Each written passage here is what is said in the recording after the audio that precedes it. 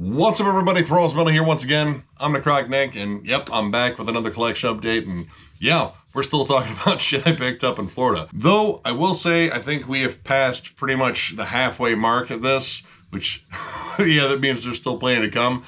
But once again, I got another bundle of really interesting stuff here, and actually some bands from Florida. And honestly, that really wasn't planned. Those were kind of some blind buys that I just decided to check out. But yeah, another giant stack of stuff. So yeah, let's just get right into it because I gotta get down to listening to more stuff I got in Florida.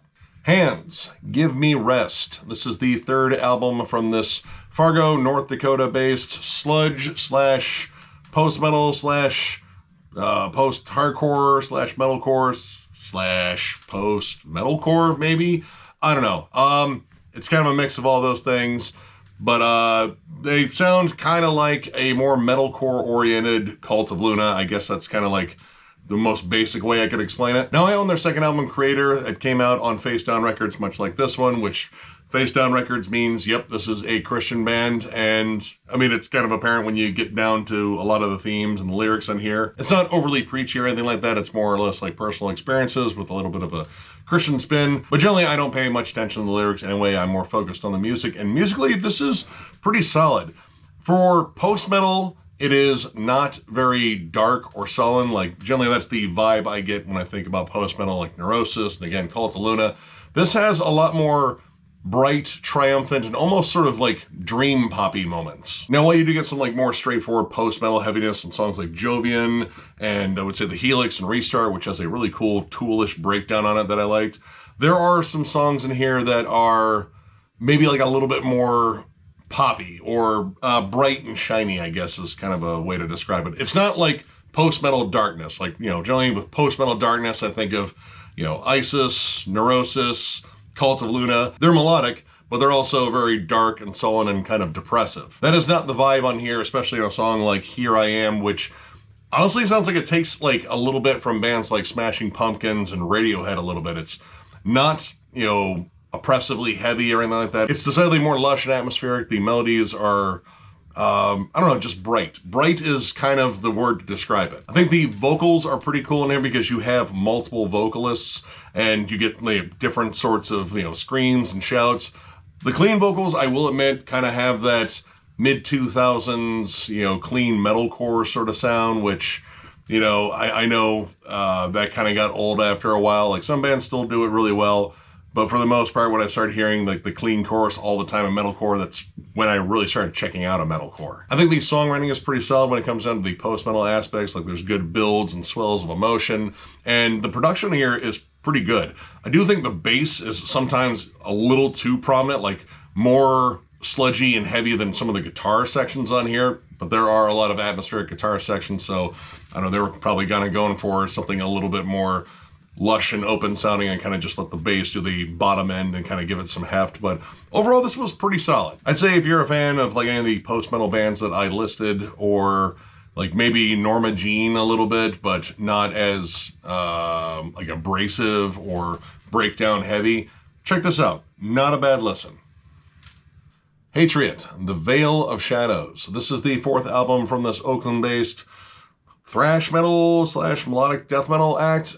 It's kind of hard to peg, but one of the main reasons I want to check this out is because I heard a lot about this band, namely because Nick and Cody Souza are in it, which they are the sons of Steve Zetro Souza, which for those that don't know, that's the frontman of Exodus. I really wanted to check this out because I've heard both good and bad things. I saw this in the used bin, and I figured why not check it out, and I can see arguments for both. It opens up very thrashy, but I started noticing kind of, you know, as the album went on, there's a lot of melodeath riffing in there, and a lot of it really seems like it just kind of latches firmly onto the Black Dahlia Murder and, well, Dad's band. Like, it's kind of a combination of Exodus and the Black Dahlia Murder for the most part. But outside of that, I would say, like, it's very comparable to, like, Carnal Forge, Hate Sphere, maybe The Haunted too. You have a good mix of thrash metal riffs, death metal riffs. You have a lot of tight chugging riffs, you know, fast, thrashy beats, blast beats every now and then. Vocally, well, all right. On the thrashy side, you know, definitely sounds like Dad a bit.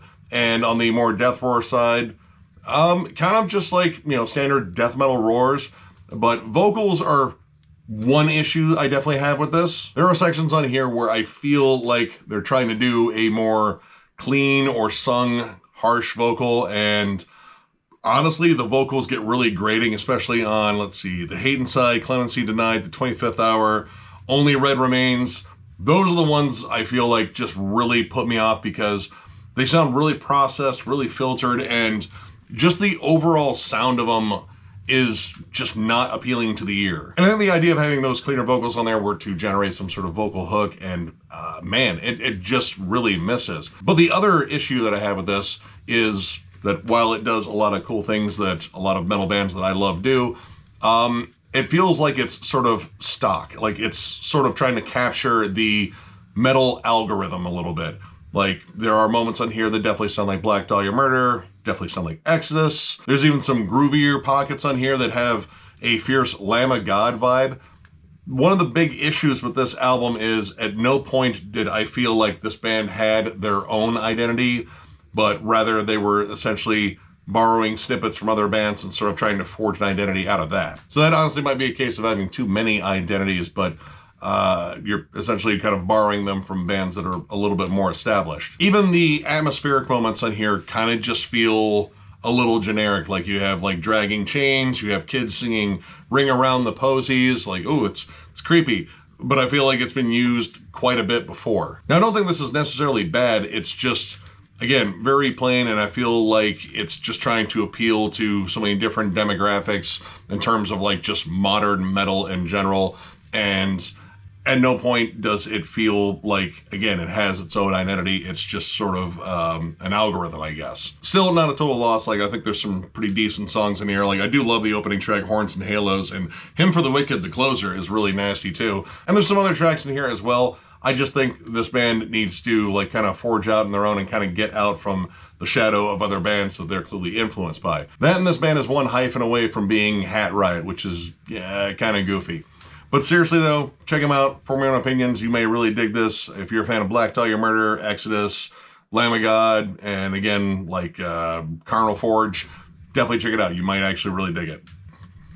All right, we have a pair here from The Holy Mountain. We have their compilation, Bloodstains Across Your Face in Decline, and we have their EP, Enemies. This is a Tampa, Florida-based hardcore act. I've been a fan of them since I picked up their album Entrails, God, fucking forever ago. And I've been looking for more stuff by them ever since, because this is very similar to Bane. Like, this band kind of reminds me of like a dirtier version of Bane. Now, this is a compilation of their first two EPs, Bloodstains Across Your Face and In Decline. I like how they cleverly combine it for the compilation here. And this is just raw, gritty, fast as hell. The songs are explosive as hell. And these song titles are really interesting, like The Fury of Men, Penis Jihad. I don't want to be around for that one. Prelude to a Dirt Nap, No Party for You. Here's a fun one. Question, Foreign Policy. Answer, bombs. So yeah, this stuff is very political. I mean, I kind of expect that from a lot of like more punk-leaning hardcore.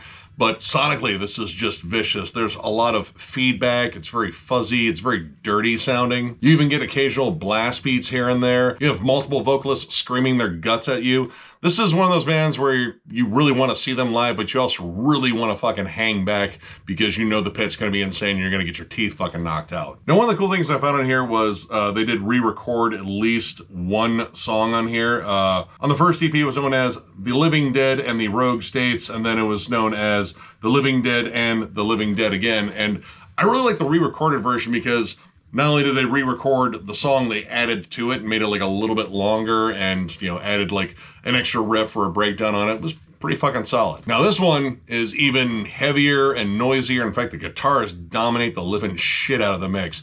And I think they narrowed it down to one vocalist, or at least it's one vocalist predominantly. You occasionally hear like another shout come in, but that could be the same dude. The songs are a little bit longer overall, and they're not always just a fast breakneck D beat.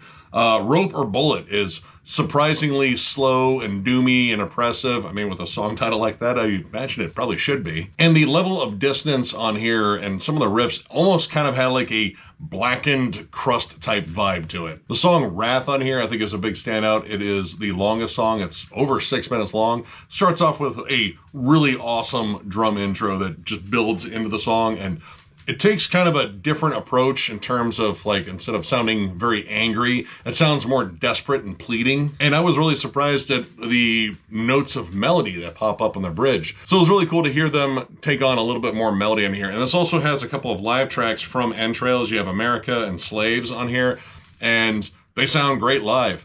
And they were even, you know, courteous enough to thank the venue for the free beer and all the hand clapping. But yeah, both of these absolutely rip. This is just straight up punky, disgusting hardcore. Again, for the most part, very D-beat driven. This one definitely shows off more dynamics, but this one is for just the old heads that just want to fucking rage. A little bit of thrash kind of thrown in there too. It's just really good stuff. I strongly recommend Entrails as well if you can find that album. But yeah, both of these absolutely killer. If you like shit like Bane and, I don't know, just sleazy, disgusting, gross, filthy hardcore, you'll probably dig this. So check them out. Hell's Domain. Hell's Domain. On a scale of 1 to Repka, how fucking Repka is this album cover? It's so Repka that I probably don't even need to tell you that this is thrash metal. No, but seriously, this is the debut album from this Danish thrash metal act. Yeah, you would have been right. Features current and former members of bands like Hatesphere, Coldborn, Horned Almighty, and this is straight up thrash metal. Albeit with a bit of a twist I didn't see coming, especially when I heard how heavy and gnarly the production is. The guitars in here, very thick, very aggressive, almost kind of bordering on a death metal tone, but they're still playing thrash metal riffs. But vocals on here are pretty much like all clean. Like there's definitely a gruffness to the guy's delivery, but they are clean all the way across the entire album. I really don't think there's like a section of growling on here unless it's done by backup vocals. So while the music has more of the aggression of bands like, you know, Testament, or I would even say like Hatesphere again, you know, vocally it's a little bit closer to like Heathen or Forbidden. Not as good though, I will say that. The vocals occasionally get like a little flat, but I think overall he's got a pretty solid delivery on here. He just doesn't have like that huge of a range. He kind of just stays in his lane the entire time, and you know, it's a pretty solid lane, but there are definitely moments on here where it could use like a little bit of additional heft or like a growl, or just a moment where, hey, go for it, give us like a Joey Belladonna style fucking wail. But he doesn't. Now, while the pace of this album, I would say, is very blistering, very fast and aggressive, you have more groove-laden tracks like Order 227, Crawling in the Shadows, and Hangman's Fracture. And when they slow down, they get really heavy, like big chuggy breakdowns. And again, these are moments where I think like some heftier vocals would probably suit it a little bit more, but still at the same time, I think the clean vocals in here are pretty decent. Crawling, I think, is a big standout though, because it kind of shows off a little bit more melodic flair. There's some really cool harmonies. The dynamics in terms of like the transitions, I think, are really good. Like they really stand out. It's a big standout track for me on here, because a lot of these songs kind of stick to a formula, and I do think it is a bit long for what it is. They even threw in a bonus track in here.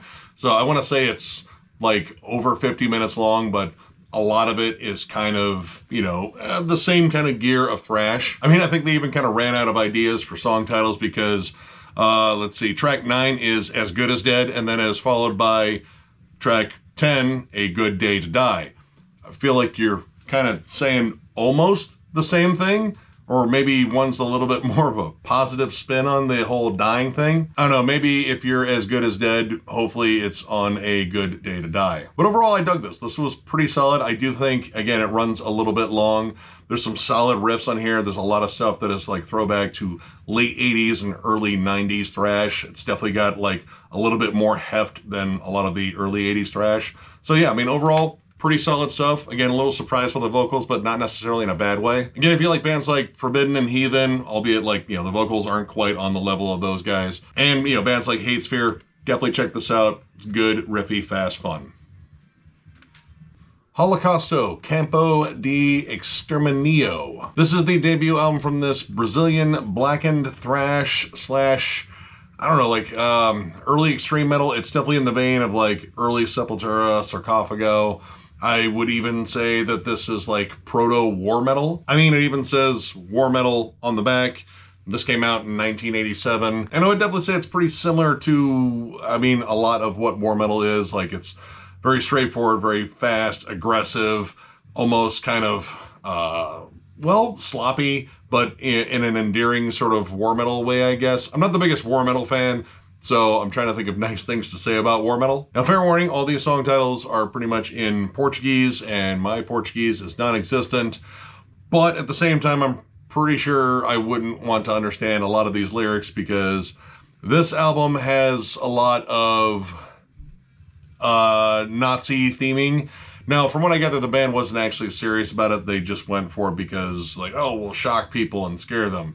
And they ended up ditching it after this first album. So, you know, I guess it didn't necessarily work. Now, this is the 2014 reissued and remastered version on Grey Haze Records. And honestly, it still sounds dirty as hell. There's only so much you can do with the remaster. Apparently with early war metal, because this sounds raw, disgusting. The drums occasionally not even in time. The guitar tone is very raw, very dirty. The bass is just snarling at all times. You can still make out riffs and maybe the occasional melody when it shows up, but for the most part, this is just a caustic, kind of primal listen. Pretty much this entire album is just foot on the gas at all times. But I mean, occasionally you get some pretty cool riffs like Facao Revolutionaria Armada. Sure, I'm pretty sure I fucked that up entirely. There's some solid riffs on there you can make out, even some like slightly groovy sections. A lot of this is kind of akin to like listening to an early Sadist album, except at this point Sadists were in 6th grade and still didn't really know how to play their instruments very well. Going back to the issue of things not being in time, like, it's not just the drums, like sometimes the vocals are out of sequence with the beat, sometimes the guitar riffs will come in at odd points. Again, like, a lot of this feels like they just kind of just went for it. Like, let's go as fast and as loud as possible, and we'll figure out control a little bit later. This band sounds like they were just jamming their favorite, like, you know, Hellhammer or Celtic Frost albums, maybe even some Slayer and I don't know, maybe some Possessed in there too, and just said, hey, let's just kind of, you know, give this thing a try and see if we can do it even faster and heavier. And to a degree, maybe they did, but honestly, it's not particularly memorable. And some of the samples, again, are a little off-putting because I know there's one of, like, you know, Hitler's speech in there. I was like, yeah, nah, I'm good with that. That's not cool. But musically, I think it's okay. You know, it definitely has a place in terms of like the history and the evolution of South American death metal and thrash metal and black and thrash. The stuff that would follow this, I think, would be way more refined, and that would be the stuff that I would get into a little bit more. But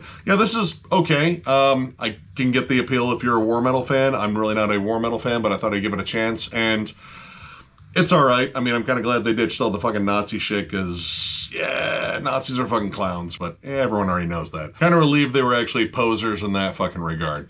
Anyway, check this out. Pretty gnarly. Like I said, if you like early Sepultura, Sarcophago, it's definitely like right in line with that shit. So yeah, check it out. Horrified of Despair. This is the second album from this UK death metal slash melodic death metal slash... God, I think they kind of shifted more towards like blackened death doom with the album that I have, Allure of the Fallen, which I really like that one. This one is definitely a bit different. This is more just straightforward, old school death metal. Very murky, very raw sounding, but as much as it has like the old school death metal feel, like there's definitely some nods to like death doom, namely My Dying Bride, especially in the song Infernal Lands.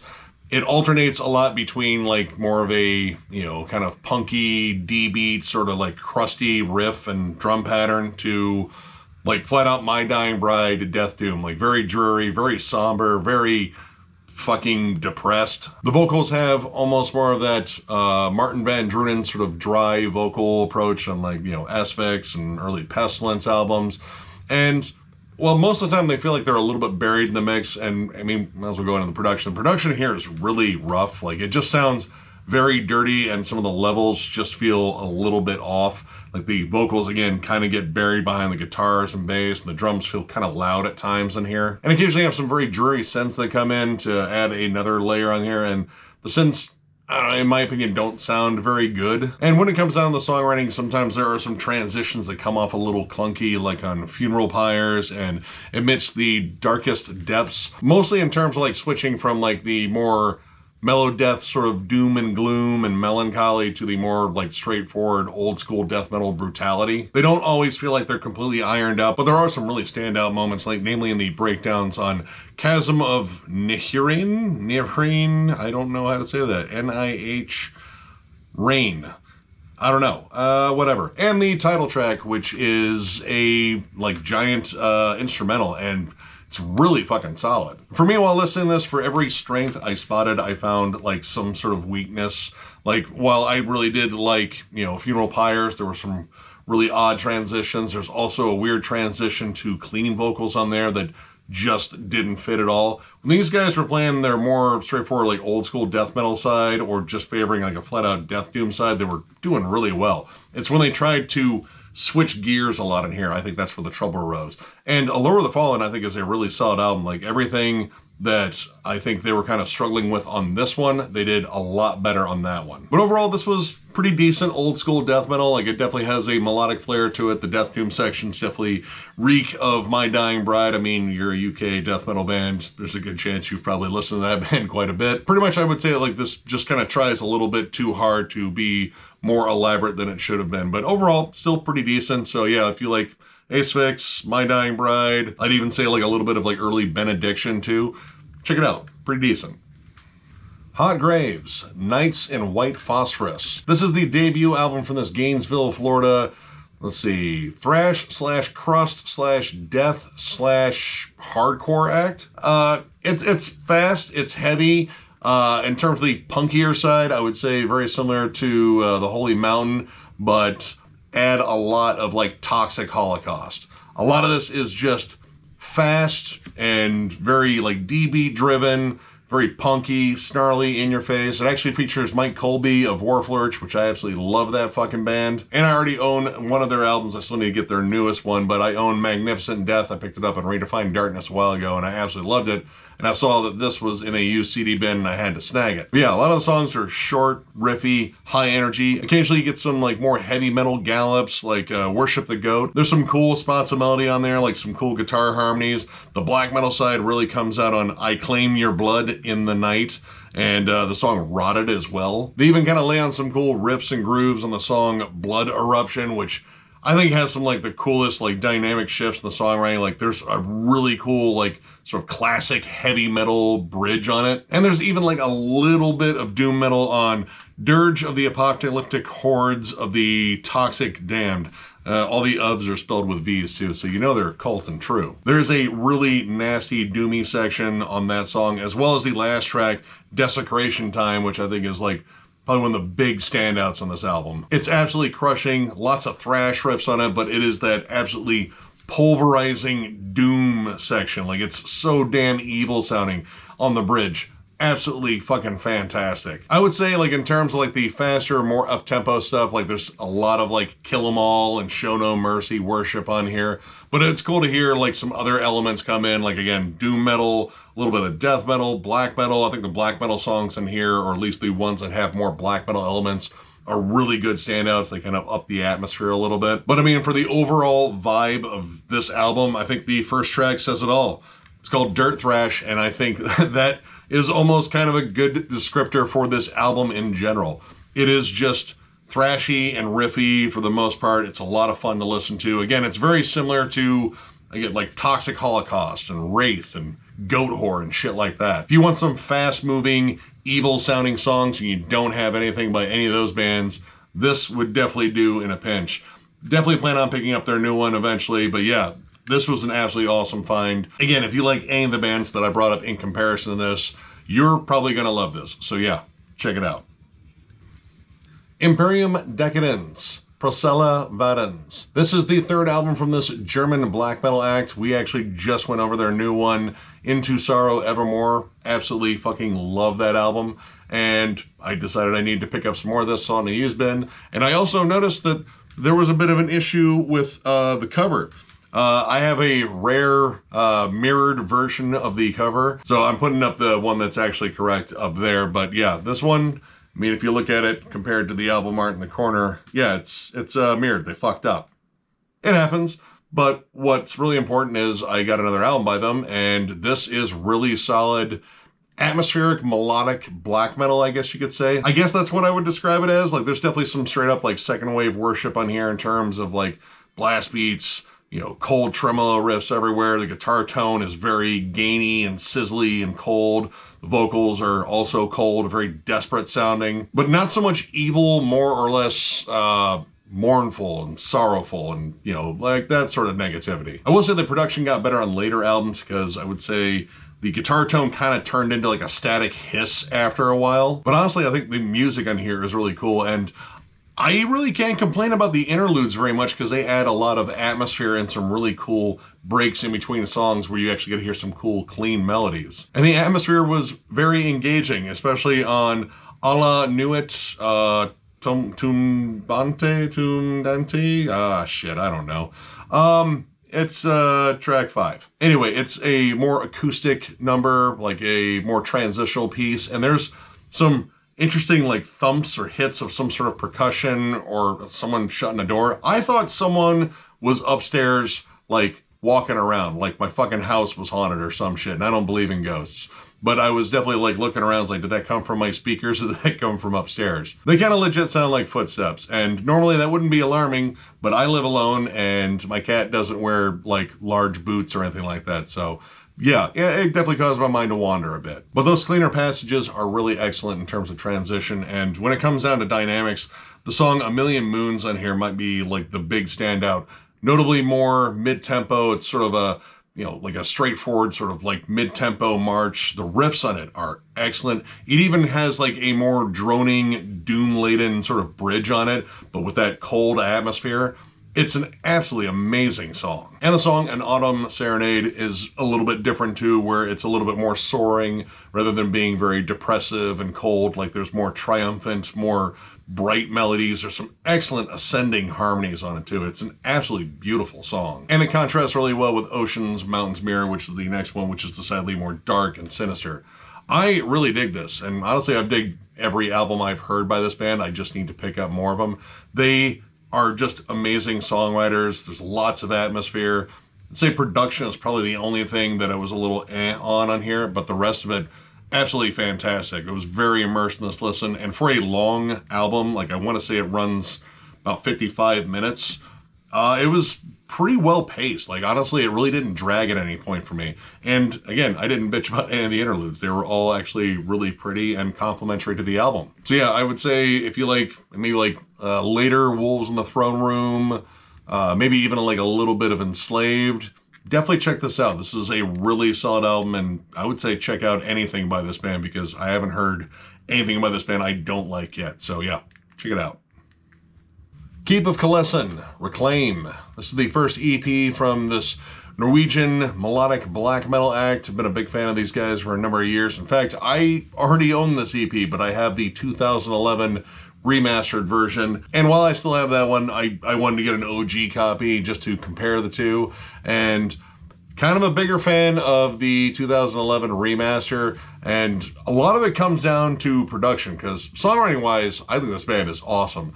I think they are one of the riffiest black metal bands out of Norway. I just love how catchy and intricate the riffs are. It's decidedly more technical than, you know, a good chunk of black metal, like just in terms of like, it's not just tremolo, strumming, and blast all the time. Like there are some definite more elaborate like thrashy sections, almost occasionally progressive. They also do a lot of lead work and it contributes a lot to the songs. It's actually pretty damn flashy too. Now at this point, I would say they're more straightforward black metal. I would say the later stuff is more blackened death metal overall. And you can definitely hear that on songs like Obliterator, that is notably a more like second wave, like straightforward black metal song. But there's still that thrashy backbone to some of this. In fact, the opening to the title track in here, it almost sounds like a nod to Hell Awaits. It has that sort of Hell Awaits stomping intro rhythm.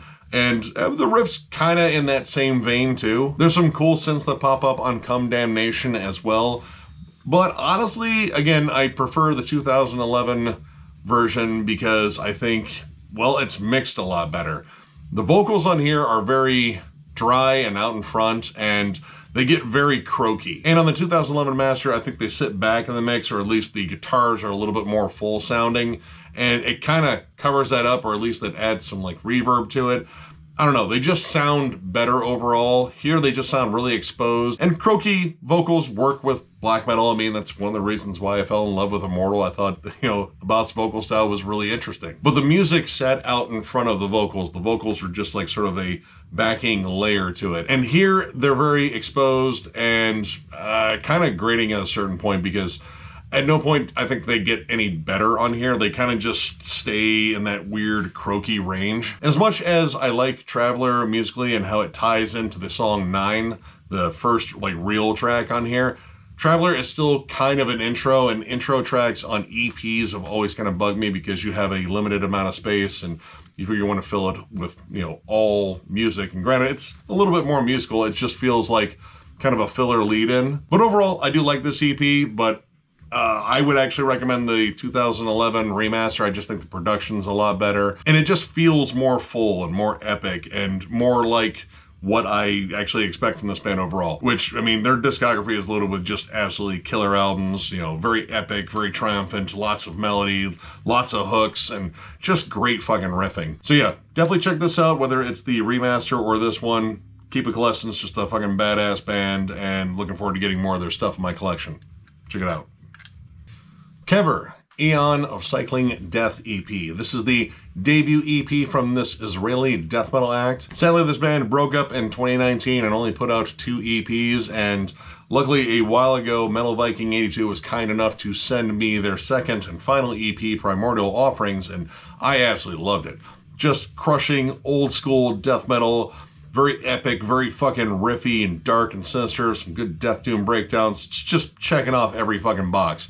And I saw this one in a used bin, and I was like, well, that is the only other thing they put out, so I might as well fucking get it. And this one is a little bit different than the second one. This one was actually recorded as a 2-piece. There was a drummer, and then the guitarist also played bass and did vocals on here, and this is a lot more raw sounding. Like, this sounds like it crawled out of the swamps of Florida in the 90s. It's just gross and filthy sounding. The guitar tone is thick, it snarls, there's lots of squealing leads. The vocals are just cavernous roars everywhere. The drums are absolutely fucking pounding on here. Lots of groovy pockets, some occasional moments of atmosphere in here on Under Dark Eclipse. There's a section with like more horror synths, and the snare gets some extra reverb on it, but overall the song is just thrashy and just aggro as hell. The last track, Wrath of the Ancients, has a really cool fade into it. Another just nasty, bombastic track. This is just great old school sounding death metal. And kind of an interesting fact about this, this was also the debut EP for the band Morbid Tendency, which was this band's old name, but they decided to change it to Kever or Keever. I'm not entirely sure how to say it, but I know it means grave in Hebrew. But yeah, if you find Morbid Tendency's debut EP, it'll be called Aeon of Cycling Death as well, and it'll have the same songs because it's the same band. I just thought that was interesting. But yeah, this is just crushing old school death metal. It's very, cavernous, ugly, and snarling. It's absolutely filthy, and those are all things I love. So yeah, if you like any of that, like Autopsy, Incantation, Tomb Mold, stuff like that, definitely check this out. King Crimson, Red. This is the 7th album from these UK prog legends. I've been meaning to get some King Crimson in my collection for a while. I just have had no idea where the fuck to start with this incredibly strange band. Luckily, I took a recommendation from Jeff over at Gas Masks and Hand Grenades. They did a King Crimson deep dive a while ago, and he just said, hey, check out Red. It's possibly the more metal album, quote unquote. And I saw this one on the rack when I was in one of the many record stores I was in Florida. I was like, all right, that's the one. Now this one would feature John Welton on bass and vocals, and I know John Welton from Asia because I fucking actually really like Asia. And Bill Bradford on drums, who was formerly of Yes. In fact, I think he was Yes's founding drummer. And this is a weird fucking album. Again, I have known maybe a few songs, and most of them were just covered by other bands, because King Crimson has been a hyper influential band in terms of like progressive music in general. But sitting down and actually listening to a full album theirs, this was the first time, and this is a strange album. The opening track is all instrumental, and actually for an album that came out in 1974, pretty heavy. Like, there's a lot of weird atonal riffs in it. The rhythms are very complex. The drum work is absolutely fantastic on here. But when you get down to the songs with like lyrics, man, the dynamic shifts are just wild on here. Fallen Angel, One More, Red Nightmare, which might be my favorite track on here. I love the like weird swings in the vocals and like the jazzy bass lines. There's horn sections on here. There's weird, I think, Mellotron, soundscapes and such. I mean, the big standout is definitely Starless, which is just quite a wild sounding song. Like, very spacey and atmospheric, very odd and kind of unsettling. There's some really cool vocal passages, but it's honestly like the last 6 minutes of the song, which turns into like a jazzy car chase scene. Like, it kind of reminded me of, the big car chase scene in Bullet. There's lush strings, there's horns. It's very cinematic feeling, but it's not like the score to like a regular movie. Like, it's the score to a weird Kubrick flick or David Lynch, maybe a Terry Gilliam movie. That would make more sense. Not a straightforward director. It has to be someone fucking weird. What I ultimately took away from this is I can hear lots of tropes of modern progressive metal and progressive rock in this to this day.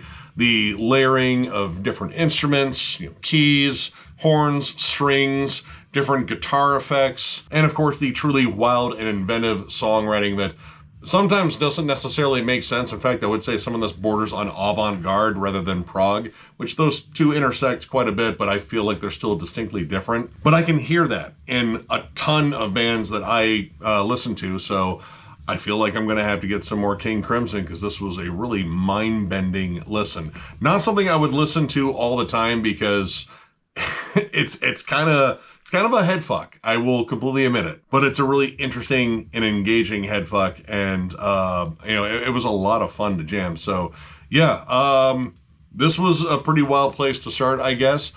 I'm just gonna start picking up random King Crimson albums from now on, and just get all their shit. And fuck it, I own enough weird shit that isn't King Crimson. Why shouldn't I own just King Crimson? Anyway, if you've never jammed this, I'm just gonna say jam it. Just check it out. It's a really weird listen. It kind of draws you into its own weird world.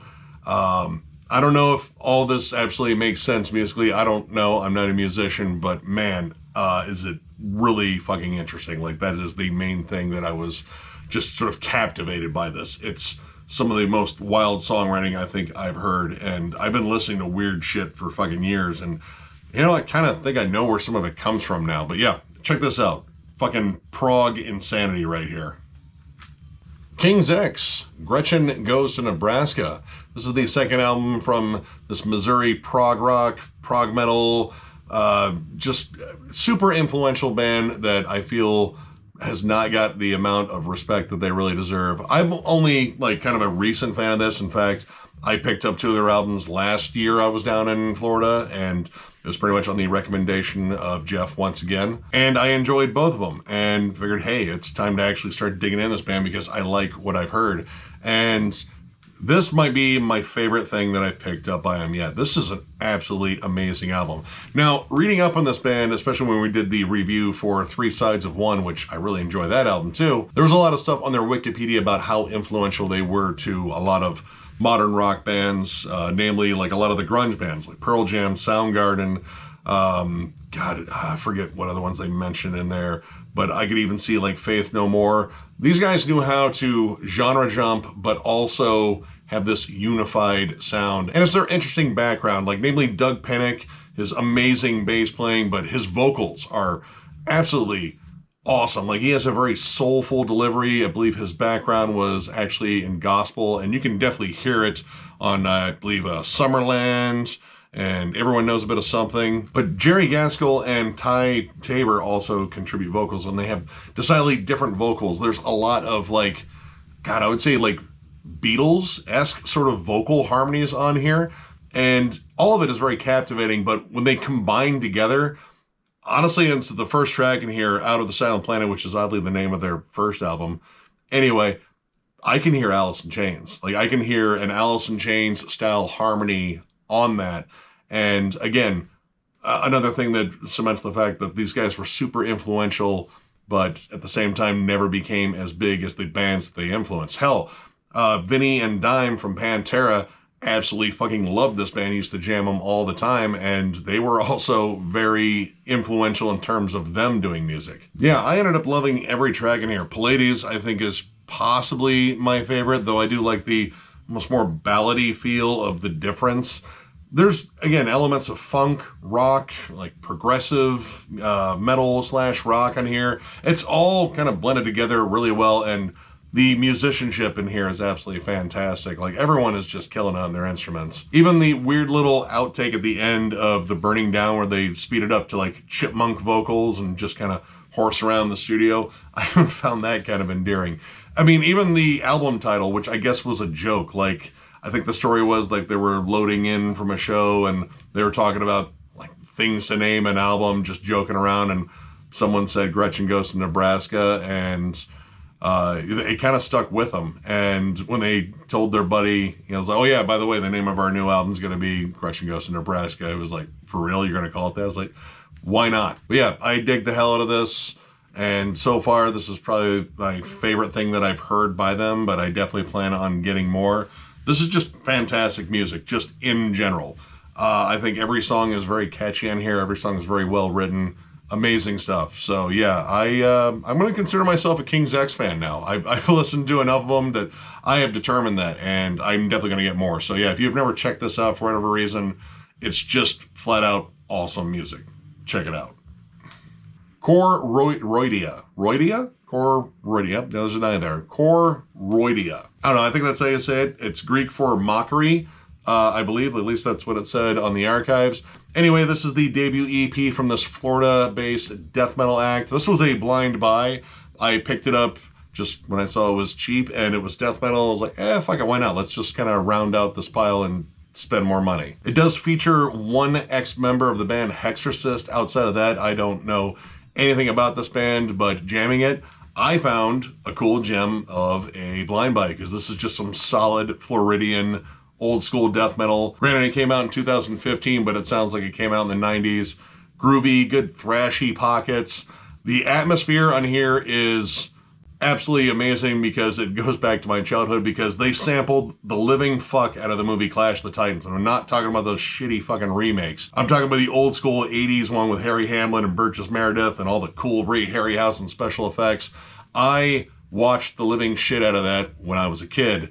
And the opening sample on here, The Gorgon, is legit the whole bit where like Perseus has to face off against Medusa, and you can hear the whole wiggling of her rattled tail and everything, and it's a pure fucking throwback, and it put me in an instantly good mood. And then once the riffs came in, I was like, dude, this is just fucking gnarly. Very much in the vein of Monstrosity, Morbid Angel, Malevolent Creation. Lots of thrashy riffs, very chuggy, very aggressive. There's even a little bit of like melody on Enduring Visceral Extermination. There's a really cool tremolo melody and a more Death Doom-like breakdown on it. Every song is loaded with killer riffs. The EP flows well, and while I absolutely love the atmosphere, it also doesn't hang out too long. Like, they get right down to the riffs. The only thing that I don't like, or I think is a little bit weaker, I think that's a little bit more fair, are the vocals. I think they're just sort of a kind of flat death metal roar. There's not a lot of character to them, which sucks because there's a lot of character to this EP. It's very explosive and aggressive, and then the vocals, they're decent, they're serviceable, but they don't have as much energy and viciousness as the music itself. But outside of that, I really don't have any complaints, because this was an absolutely killer EP start to finish. Like, musically, this was fantastic, and a blind buy, I would say that's a fucking win, and I think I paid like maybe $3 for it. If the only thing I have to bitch about are the vocals, then I'm literally searching for reasons to bitch, I guess. So yeah, this is absolutely killer. I think this band might still be around, and I think they only have maybe 1 or 2 other EPs, but I definitely want to hunt them down because this was absolutely fucking crushing. So pretty much if you love old school death metal, like 90s death metal, definitely check this out. It's, yeah, again, like all the bands I fucking described, plus all the cool Clash of the Titans samples. And if you're a fucking 80s kid like me and a giant fucking nerd, those should like strike a certain chord in you. But yeah, check it out regardless. All right, got a pair here from Liquid Tension Experiment. We have number 1 and number 2. Definitely the easiest and least creative album titles I think I've had on here yet. But this is just pure fun. This is a New York City-based prog supergroup. It's essentially, you know, Dream Theater minus James B. Young and minus James LeBray because there's no vocals on here. And I'm not the biggest James LeBray fan anyway. But you have John Petrucci and Mike Portnoy and Tony Levin on bass and Chapman stick. And I mean, Tony Levin's kind of a fucking legend. I saw him play with Peter Gabriel years ago. He's been in King Crimson. The dude's been everywhere and he's just an amazing player. And pretty much everyone in here is an amazing player. And this was pretty much Jordan Rudess's resume for joining Dream Theater as well because he's the guy on keys in here. Yeah, this is pure wankery, but a ton of fun to listen to. Actually, Shred and I went over their last one, which was called 3, and it was a blast. It was a lot of fun to listen to, and so were these. Now, differences between these two, because they're both very similar. I mean, it's both very much in the vein of Dream Theater, albeit you have some songs that are a little bit different, like a little bit softer, a little bit funkier, a little bit more towards the prog rock side. But production-wise, I think 2 is a little bit better. This one, the drums are really good, namely because it's fucking Mike Portnoy. The dude's amazing. But I think the snare sound is really loud and there's a little bit of like a plunky or pingy sound to it. But both are excellent in terms of like balancing out like all that these guys do. You have big rock hooks on Kindred Spirits and Universal Mind. Definitely 2 of my favorites on here. Paradigm Shift is a very heavy, very just explosive opener on here. The Stretch is a cool short instrumental that gets a little bit more Primus-esque. Tony Levin definitely makes his presence felt on that one. And Osmosis is a little bit softer and more atmospheric overall. And of course you have a giant opus at the end, 3-minute warning. It's not 3 minutes, it's actually 28 minutes and 31 seconds. Kind of far off from that, but really awesome song broken up into movements. Just absolutely stellar songwriting, leads galore, tons of just amazing drum work, bass work. Even Jordan Rudess, who, yeah, sometimes he gets to be a bit much on Dream Theater albums because he goes full bore into a Disney score halfway through a song. But the dude is good. Like, the dude is legit awesome. But yeah, this was absolutely fantastic. And so was this one, I think, a little bit more so because I think they kind of gelled a little bit more on this one. There are less songs in here, but it is just as long, so you have much longer tracks on here, like namely When the Water Breaks, which is the longest track in here, almost 17 minutes. And that one's really interesting because that one is essentially named after the fact that while they were recording the song, John Petrucci had to leave the studio because his wife went into labor and he became a father for the first time, I believe. I mean, he definitely became a father because that's how that works, but I'm not entirely sure if that was his first kid. But they actually marked the point in the song they were working on where Petrucci had to leave with these really weird baby screams, and there's like some baby noises in the beginning. I just thought that was really fascinating, but I think the songs in here are just a little bit more fluid. Like the opening track, Acid Rain, is an absolute monster. And 914, I believe, is a song that they did without John Petrucci because he was away, you know, taking care of his wife and his new kid. So they kind of just had fun doing some jams. And I believe they recorded a whole bunch, but I think this is the only one that made the album. And it's the only track on here without guitars, I believe. And it's just this really cool, funky jam. And I think part of that is due to the fact that almost every track in here, Tony Levin plays the Chapman stick rather than a standard bass. It just adds something, like it's a little bit different, like it's a little bit more, I don't know, weird sounding, like especially on Chewbacca, which sadly does not feature a guest spot by Chewbacca or a single Chewbacca noise, but it is pretty spacey and cosmic and pretty fucking awesome. I love them both, but this one feels like a little bit looser, a little bit more jammy, and just kind of a little bit more fun, but they're both excellent. The third one's fucking excellent. I mean, you get this many fucking top tier musicians in a room together, and Well, I mean, this is the sort of results you should get. So yeah, a super group that is legit fucking super. So yeah, if you have never checked out Liquid Tension Experiment, literally get any of their stuff. Like literally it's 3 albums. But it's a lot of material. Like each one of these runs over 70 minutes, and I believe so does the last one. In fact, the last one I think has a bonus disc, so that one could be like closer to an hour and a half. But yeah, both of these are excellent. I mean, if you're a longtime Dream Theater fan and you're tired of James LaBrie's voice, like maybe a good portion of us are. I know he's still got his fans. I'm not necessarily one of them anymore, but I mean, I still love their music, so it's not all that bad. But yeah, definitely check these out. This is a lot of fucking fun. All right, we have a pair here by Mgła. We have a compilation of their second and third EPs, Mdlosci and Further Down the Nest, and we have their first full-length, Groza. This is a Polish black metal act. I got into them with Age of Excuse. I think that's an amazing album, and might as well get this out of the way. There's like a little bit of controversy around this band. I don't know if anything's been substantiated in terms of the controversy, because I believe they were accused of being members of NSBM bands, and again, I saw the accusations and the band responded, but nothing really came of that because that was back in 2019 and I've heard nothing since. But the accusations, I believe, were based around their association with one Mikko Aspa from Deathspell Omega, who, I'll be completely transparent, Mikko Aspa is a giant piece of shit. I fucking don't like that dude at all. He's a fucking scumbag of the fucking highest order. His ideologies are complete horseshit, and it's a big reason why I don't own any Deathspell Omega. But since I haven't found anything super confirmed about Mgła, I don't feel as bad buying their stuff. That, and I did get this used, so I didn't buy it directly from the band. Anyway, I dig this band. I think their style is absolutely fucking amazing. It's just flat out very atmospheric, but also very riffy black metal.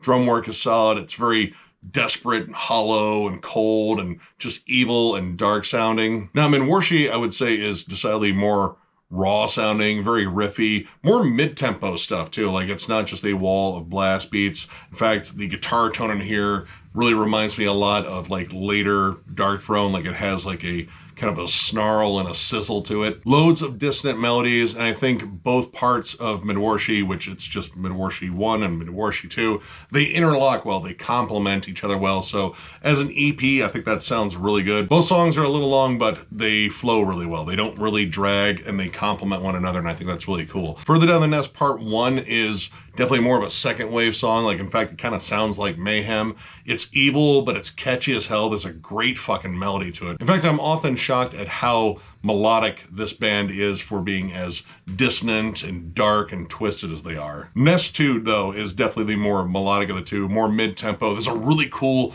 marching snare bit that is like a cool build-up to the next section. Big soaring melodies on it, but albeit like dissonant and cold as hell. Both of these EPs are outstanding. Now, Groza, I think the mix in here, I did have some issues with the bass drum being particularly loud on it. But again, I was really drawn in by the amazing dissonant melodies, like very much in the vein of Ueda or Awada, however you say that, or Gigaria, however the fuck you say that one too. They both like to wear shrouds, and so does this band. There's more slower sections on here, especially on Groza 3. Yeah, every track in here is called Groza. Groza Part 1 actually has some really cool droning synths, like very much like Celtic Frost or even Triptychon to a degree. Groza Part 4, I think, has probably the catchiest riff on here. And one of the cool things on, I guess, like both of these, but mainly this one, is they generate a lot of atmosphere without doing like a ton extra. Like, the production is still very raw and kind of minimalistic, but they fill out the sound really well. And there's not like a ton of synths in there or like extra production tricks just to make shit sound louder and bigger. It's just kind of them. And while this band does like all the black metal tropes of like the droning tremolos and, you know, very atmospheric, cold passages, it's broken up well by riffs, so there's really cool dynamics in their songwriting overall. And I really dig their vocal approach. It's not like a cold, icy scream. It's more of a, you know, agonized bellow. It's very emotional. Like, it kind of draws you into how like dark. It feels very tortured and very anguished. I dug both of these. I think they're both excellent. Again, I don't know where the band stands on the whole accusations. I know they disagreed and said that is completely untrue, and I want to give them the benefit of the doubt, but, well, you know, black metal's got a lot of issues with that. And I'll leave it at that. I'm not saying like the whole genre is fucking just completely loaded with Nazis, but they definitely have some shit they need to clean out of their own backyard. Either way, on a musical level, purely, these are both excellent. Strongly recommend you check them out if you're a big fan of Aweda, Guerrilla, fucking Mayhem, Dark Throne, like any of that shit. It's right in line with that, and they're both excellent, so check them out.